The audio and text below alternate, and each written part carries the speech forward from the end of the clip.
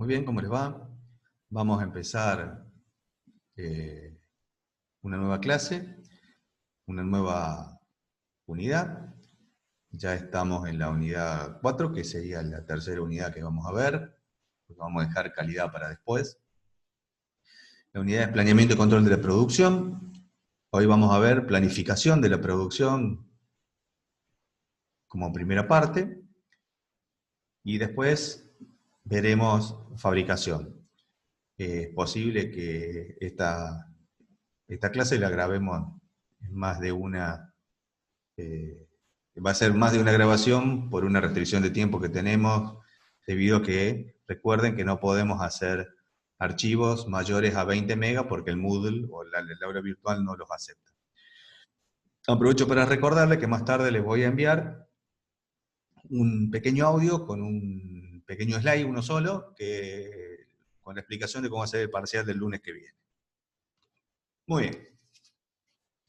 Recordemos que las empresas industriales son las empresas que se encargan de la producción de bienes y que son empresas con fines de lucro.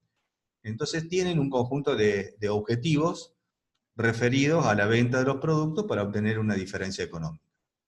Por lo tanto, tener un sistema informático que les permita la administración de la producción facilita la disminución de costos de producción, la reducción de tiempos de desarrollo de ingeniería en general y los tiempos de los trabajos, principalmente porque permite la planificación de todo esto. Si el sistema no permite disminuir costos, que es un gasto mayor, entonces el sistema no sirve. Los sistemas de información basados en computadora consisten en que en un conjunto de subsistemas relacionados para procesar y obtener información respecto de la producción, de lo que se está produciendo, de cómo se está produciendo, de las características de calidad de los productos, para poder responder a las preguntas de si estamos en tiempo, no estamos en tiempo, con qué costo estamos haciendo esta producción y cuál va a ser nuestra ganancia. Pero principalmente la organización de la producción, el orden de los trabajos y poder controlar si se van ejecutando en tiempo y en forma es lo que necesita el sistema de producción para poder saber si se están cumpliendo con los objetivos definidos por la gerencia. Entonces, básicamente, los subsistemas en general que tienen este sistema de control, de planeamiento y control de producción son la estructura del producto, el subsistema de plan maestro de producción, el planeamiento de requerimientos materiales, el planeamiento de los requerimientos de recursos de fabricación, también denominado planeamiento de los requerimientos de los recursos de manufactura, lanzamiento de órdenes de fabricación y confección de documentos de trabajo, programación de la producción, control del trabajo del proceso y gestión de stock. Algunos otros sistemas que se interrelacionan con este sistema, principalmente con el subsistema de plan maestro de producción, son el sistema de calidad, el de mantenimiento y el de logística, que son las unidades que siguen en esta asignatura. Muy bien, la planificación de la producción consiste en ¿qué? Definir cuánto vamos a producir, en qué momento se van a producir estos productos, qué voy a producir, y establecer un equilibrio entre ¿qué? Entre la producción que se está realizando y la capacidad que tiene la planta, porque tiene la fábrica en todos los niveles, para buscar una competitividad deseada. ¿Qué significa? Que sea competitivo, y significa que los costos de producción sean lo más bajos posible, que permitan hacer un buen producto con un buen precio. De manera tal de no perder mercado. Los objetivos de la planificación, en términos generales, ¿cuáles son? Bueno, primero responder a la necesidad del cliente, en cantidad y plazo. Si un cliente viene y te pide, quiero tantas unidades de producto para tal tiempo. Esto, hacerlo con el menor costo posible, de forma que los recursos disponibles se usen de la mejor manera posible, porque al hacerlo con el menor costo posible, se permite, con un margen de ganancia razonable, obtener un buen precio en el mercado.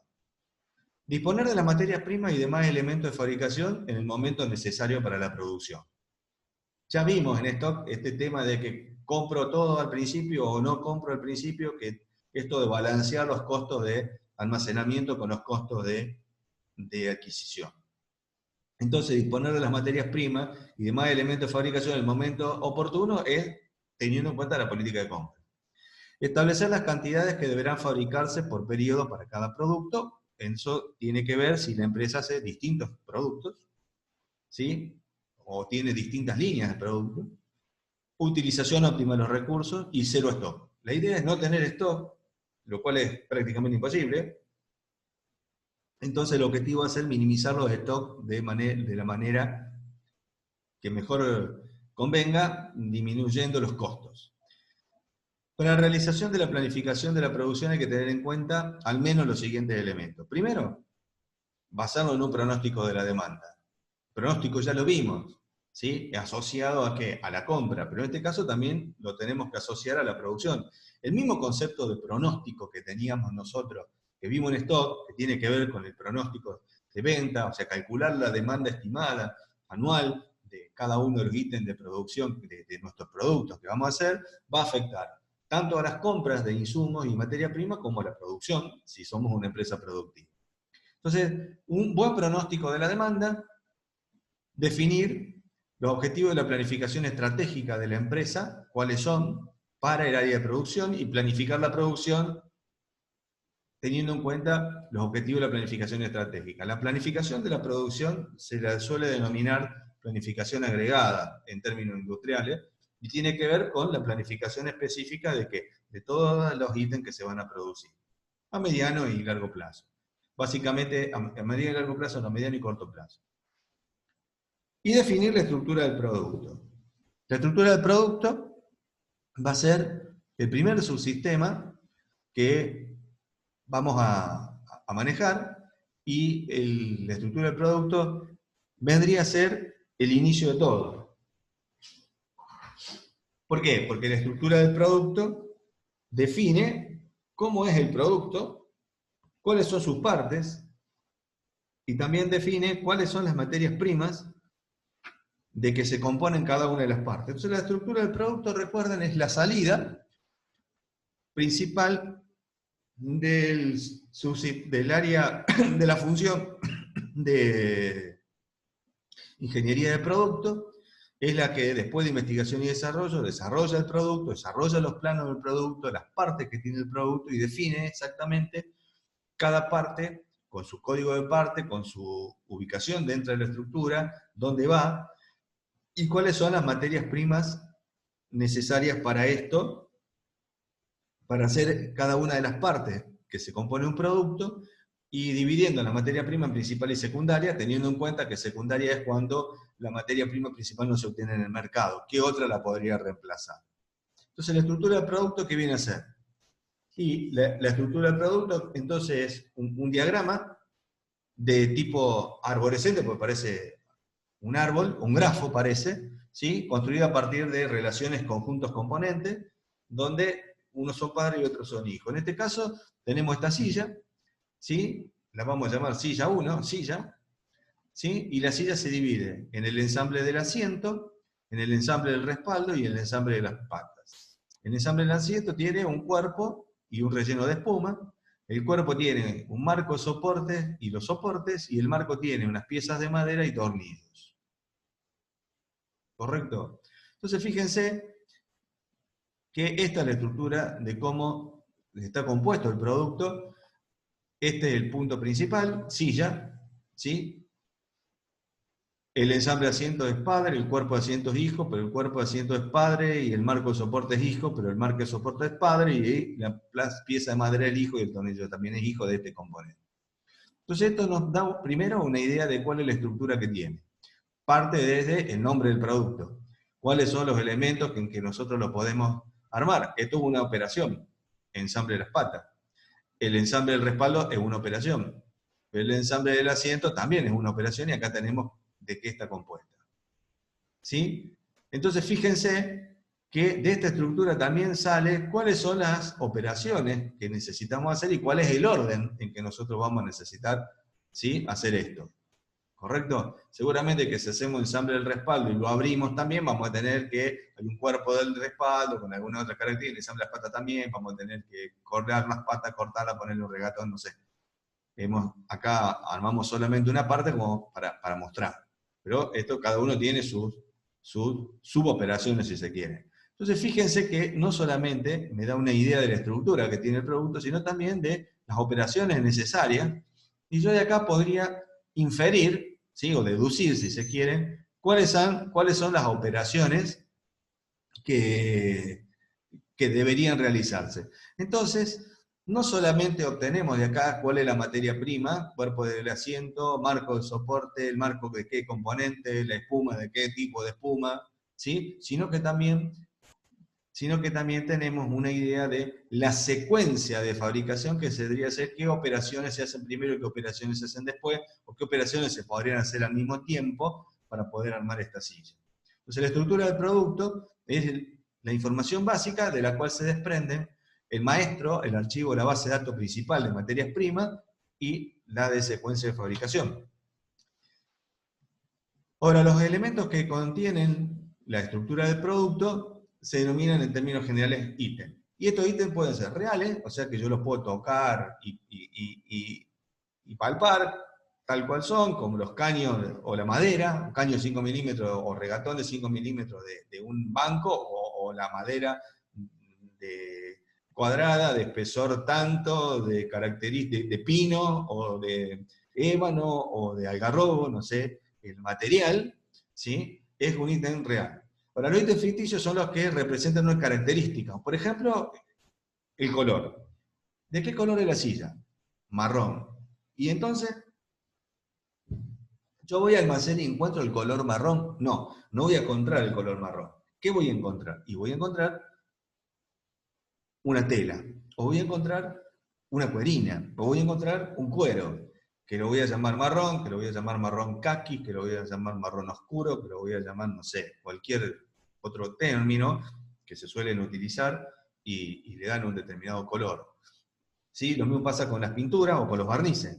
¿Sí? La pata la vamos a barnizar, y entonces vos, ¿qué ítem es el barniz? Entonces estamos hablando de una tonalidad caoba, y la pata es de pino, o de guatambú. Y entonces, pero y el color ébano, y el color se lo da con el tinte. Entonces hay que primero teñirla, después que le pasamos tintura, hay que pasarle barniz, después que hay que lijarla, una segunda mano de barniz. ¿Y dónde está el pata ébano? Y no la voy a encontrar. Así, lo que voy a encontrar es la pintura. Entonces, a esto lo llamamos ítems ficticios, porque refieren a una característica. ¿Sí? Entonces, en la estructura del producto tenemos los ítems que son reales y los ítems que son ficticios. Y después tenemos los ítems que son unitarios, que los vamos a llamar parte, y los que son un grupo, un conjunto, como por ejemplo el cuadro de la bicicleta, o por ejemplo el asiento de la silla, que tiene el marco más la goma espuma más otra cosa, ¿sí? Es un conjunto. ¿Por qué? Porque un conjunto es un ítem que está compuesto por un grupo de ítems individuales que conforman este otro ítem, que es un ítem grupal, si se quiere. Entonces tenemos los conjuntos, los subconjuntos y las piezas componentes. Entonces, la estructura del producto, el subsistema de estructura del producto, nos tiene que permitir recorrer la estructura del producto de forma explosiva e implosiva. ¿Qué es explosiva? Que vos hagas clic en un padre y pueda ver de ahí toda la relación que tienen todos los hijos, o que vos agarres un hijo y hagas clic y veas la trazabilidad. Este es hijo de este padre, que es hijo de este otro padre, que hasta llegar a la punta de la raíz. ¿Cuál es la información que tiene que tener la estructura del producto? Básicamente tiene que tener un código producto, la descripción del producto, cada uno de los ítems tiene que tener un código de ítem, la descripción del ítem, el código de ubicación en la estructura del producto, el código de materia prima principal y secundaria, y tiene que tener un código que haga referencia a la secuencia de fabricación. ¿Qué significa? Esta parte, en qué parte de la secuencia de fabricación está y cuál es su relación con el maestro de secuencia de fabricación, de la misma manera que el código de materia prima principal y secundaria tiene una referencia como clave ¿en dónde? En el maestro de materias primas. Una vez que tenemos la estructura del producto, ¿sí? El primer subsistema que vamos a ver, que es el más importante porque es el centro de planeamiento y control de producción, es donde empieza y termina todo, que es el subsistema plan maestro de producción. ¿Qué hace el plan maestro de producción? El plan maestro de producción va a definir qué se tiene que producir, cuántos ítems de cada uno de las clases, supongamos que tengo una línea de producción. O sea, una empresa que produce, sigamos con la silla, qué sé yo, produce silla y produce mesa. Y tiene 7 modelos de mesa y 5 modelos de silla. Entonces decide que hay 2 modelos de mesa que no los vamos a producir este año porque no salen. Entonces de los 7 modelos de mesa vamos a hacer 5, y de los 5 modelos de silla, o 4 modelos de silla, vamos a hacer 3. Está definiendo qué se va a producir. Este modelo de mesa, este modelo de mesa, este modelo de silla, este otro modelo. ¿Cuánto de cada uno? Ahora vos tenés que definir cuánto de estas mesas, cuánto, y bueno, en función de los pronósticos de venta, o sea, las estimaciones de la demanda futura, que está acá, preparada, que es lo que viene de cálculos de series temporales, o de la experiencia, o de cálculos estadísticos de lo que se vendió, y las expectativas de lo que se va a vender, y los gustos de la gente, se definen cuáles van a ser los productos que se van a trabajar y en qué cantidades. Y después hay que definir para cuándo.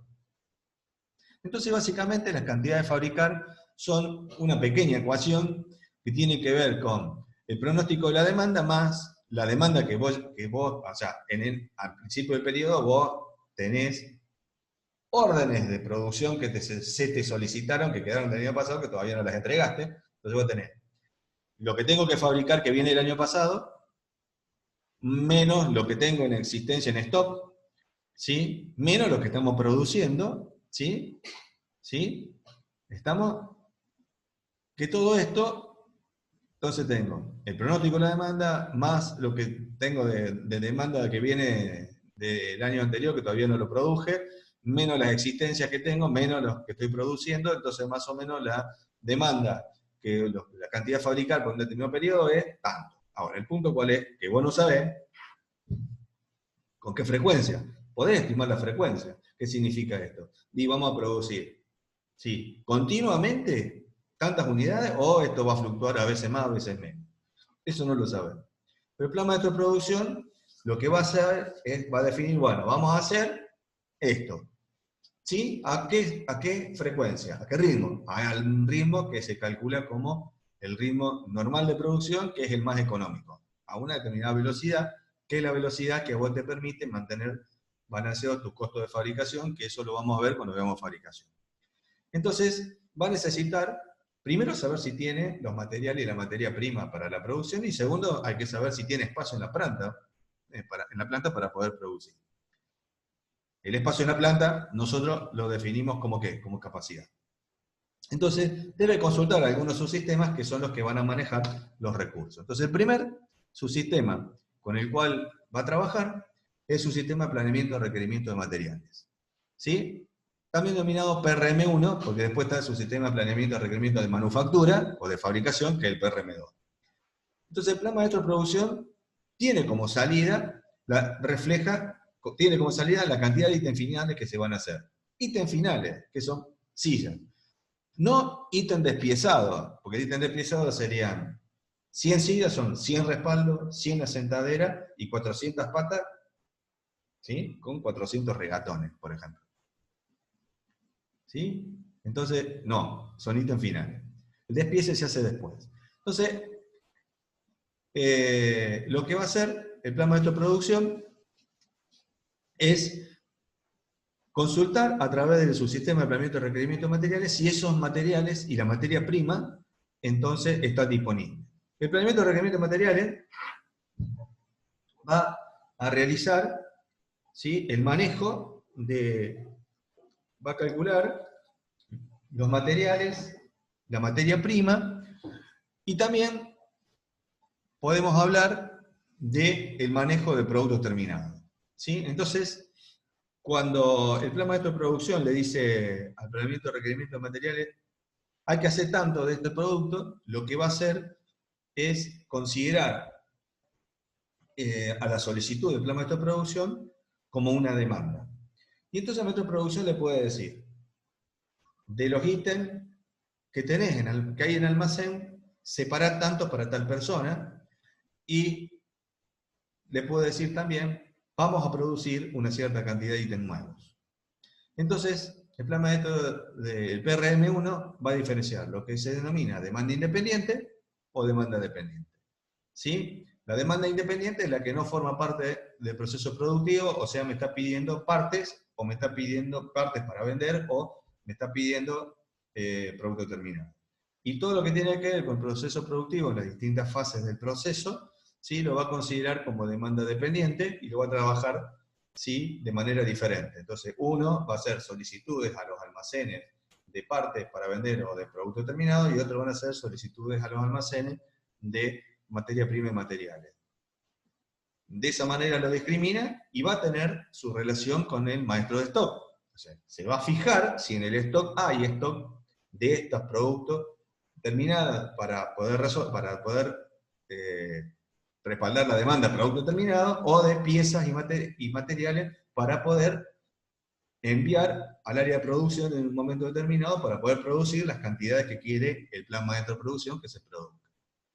Entonces, lo que va a necesitar es consultar ¿qué cosa? La estructura del producto para calcular la materia prima y los materiales y armar el despiece. Acá sí arma el despiece de los ítems, cuánto de tal manera, cuánto del respaldo, por separado para poder calcular las cantidades de las materias primas. Entonces así va a determinar si el material y la materia prima va a estar, si se tienen ahora, y si no se tienen ahora, lo tiene que solicitar. Entonces, ¿qué va a hacer?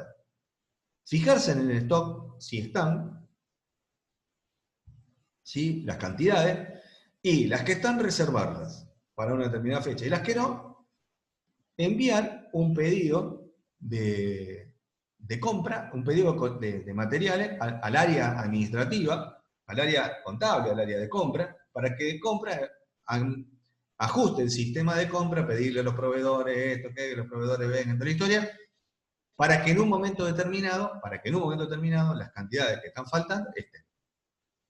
Entonces, se genera un archivo de órdenes de producción o órdenes de producción planeada que va a tener mínimamente el código y la descripción de la orden, el código y la descripción de los ítems que tiene la orden, el código de materias primas y materiales asociados a los ítems, la ficha de inicio prevista, un estatus que va a decir si está planeada, en proceso, en espera, suspendida, cancelada, terminada, la orden de producción, y un código de prioridad que va a determinar si esta orden de producción tiene una mayor importancia que otras, o algún tipo de cálculo de prioridades para saber, para poder determinar en un momento dado si esta orden, si tengo que meter una nueva orden de producción urgente, si esta la puedo detener, hacer pasar lo urgente y después procesar esto, o sea, suspenderla o ¿sí? al hacer que se produzcan menos partes, de alguna manera manejar una prioridad determinada para poder hacer pasar una orden de producción urgente, porque por ejemplo se gana una licitación con gobierno y hay que meter cierta cantidad de productos que no estaba previsto producir, que no eran de las materias, de los que estaban definidos para esta demanda, y de pronto apareció una licitación, la ganamos y hay que producir una cierta cantidad de sillas de este tipo. ¿Qué hacemos? ¿Paramos la producción? No estaba contemplado. Ni siquiera estaba contemplado como producto, hay que buscar los materiales, esto, que todo, ¿qué hacemos? Bueno, hay que ajustarla a las órdenes de producción que están, entonces se detienen algunas órdenes, estas pasan a producirse primero y las otras quedan suspendidas. Bueno, esas cosas suelen pasar. Entonces este código de prioridad lo que permite es que a través de un algoritmo de prioridad o algún criterio de prioridad que maneja el área de producción, definir cuáles van primero y cuáles van después. ¿Sí? Entonces se establece ¿cómo es? Esta base de órdenes planeadas. Entonces, se definen las órdenes planeadas y se carga con una fecha tentativa de inicio que va a quedar en firme de acuerdo a la capacidad que tenga la planta. Y acá es donde entra, paralelamente a lo que es el PRM1, aparece el subsistema de planeamiento de requerimiento de manufactura, que tiene las mismas entradas que el PRM1, pero que lo que va a definir es si tenemos la capacidad para producir en la planta las órdenes que están definidas de producir. Entonces, de forma paralela, se calcula el planeamiento de requerimientos de materiales y el planeamiento de requerimientos de manufactura. Entonces, el planeamiento de requerimientos de manufactura lo que va a determinar es si hay capacidad en la planta para poder producir.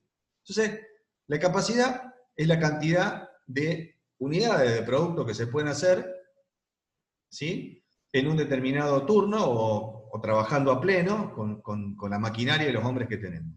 Esa es la capacidad instalada. La capacidad real es la que se encuentra disponible en un momento dado, y la diferencia entre esta, la real y la instalada, es la capacidad ociosa. Es lo que me sobra de capacidad, y entonces, bueno, como me sobra, ¿cuántas unidades de producto nuevas podría ubicar en este tiempo? Entonces el PRM2 lo que va a hacer es nivelar las cargas para cada centro de trabajo de manera tal que lo podamos saturar. ¿Qué significa? Poder trabajar a pleno. ¿Qué sería un centro de trabajo? Un centro de trabajo, el conjunto de centro de trabajo, el concepto de centro de trabajo, es el de, no es un concepto físico, no es un área física, sino que es un concepto de orden de producción, que normalmente es un ciclo de producción, o sea, un conjunto de operaciones por la que pasa una pieza o un grupo de estas piezas que se van produciendo, y a la salida de este proceso o circuito de varias máquinas tenemos un componente terminado. Entonces el centro de trabajo suele ser justamente este conjunto de 4, 5, 6 máquinas que hacen distintas operaciones, ¿sí?, o puestos de trabajo que hacen distintas operaciones, y a la salida tenemos un conjunto, un semi-elaborado bastante elaborado, y que, o una parte, termina siendo una parte que después entra en otro centro de trabajo para realizar otra cosa. Entonces, los centros de trabajo vienen a ser este orden industrial, esta organización de pequeño ciclo de producción, y que puede estar realizado por 4 o 5 operaciones de manufactura distintas en 4 o 5 máquinas, o puede estar hecha toda en una única máquina, que tiene la capacidad de ir manejando y haciéndole todas las operaciones con un cierto control de un operario, normalmente máquinas computarizadas, con algún brazo robot que saca las piezas de un lado y las pone en otro lado, ¿sí?, a las que llamamos centro de mecanizado. Entonces, el centro de trabajo es un orden industrial, es un orden de circuito productivo que puede estar realizado por varias operaciones separadas en puestos de trabajo distintos, o todas nucleadas en una única máquina o grupo de máquinas que llamamos centro mecanizado. A esto lo denominamos centro de trabajo. Entonces lo que va a hacer su sistema de planeamiento de requerimiento de manufactura es determinar la capacidad de los centros de trabajo y ver si todos los centros de trabajo tienen más o menos la misma cantidad de órdenes de producción, y cómo en los espacios que nos quedan metemos alguna orden de producción, o cómo ajustamos los tiempos de manufactura para poder meter una orden de producción en el medio de otra, o cómo ajustamos para que entre una nueva orden de producción cuando tenemos la planta no totalmente saturada, pero a un 90%, por decir. Muy bien. Entonces, vamos a ver cómo hace el cálculo de capacidad. Vamos a dejar acá y vamos a seguir en la siguiente clase grabada.